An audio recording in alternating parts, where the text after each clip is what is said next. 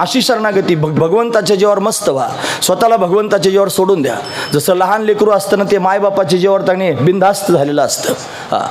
त्या मायबापानं त्याच्याशी काही व्यवहार केला, एखादं छोटंसं लेकरू आहे ना असं घेतलं वर फेकलं तर ते रडत नाही महाराज, ते खिदळून हसतं. त्याला माहिती आहे मला पडू देणार नाही. तुम्ही थोडा प्रयोग करून बघा. असं लेकरू हातात घ्यायचं आणि गच्चीवर जर उभे राहिले तर टाकू का टाकू म्हणायचं, ते रडत नाही, ते हसतं मोठमोठ्याने. त्याला माहिती आहे हा मला टाकू शकत नाही, माझा बाप आहे. त्याच्या जीवावर बिनधास्त आहे महाराज.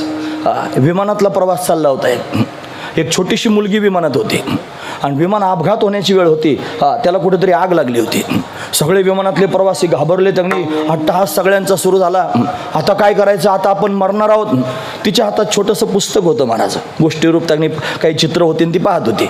8-9 वर्षाची मुलगी होती, शांत निवांत बसली होती. तिची काय धावपळ नव्हती, तिला कुठं काही चिंता वाटत नव्हती, काहीच नव्हती महाराज. सगळे लोक पाहत होते, आपण एवढे त्यांनी धावपळ करतो, आरडाओरडा सुरू आहे, पण ती मात्र पुस्तकात निवांत पाहते. तिच्या चेहऱ्यावर काहीच भाव बदललेले नाहीत.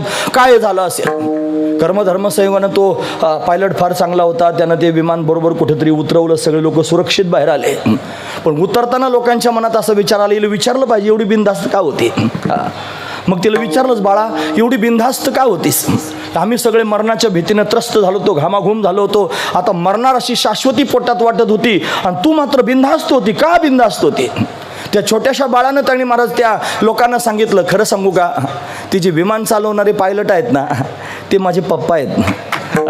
आणि मला माहिती आहे माझे पप्पा मला मरू देणार नाहीत. फार मोठी गोष्ट आहे मला, माझे पप्पा मला मरू देणार नाहीत. त्या पप्पांच्या जीवावरती 8 वर्षाची ती छोटीशी कन्या निवांत होती महाराज. मग संसारातल्या पप्पाच्या जीवावर जर त्यांनी एक कन्या निवांत राहू शकते, संसारातली 8 वर्षाची लेक त्यांनी महाराज बापाच्या जीवावर निवांत आहे. ती म्हणते माझा पप्पा मला मरू देणार नाही.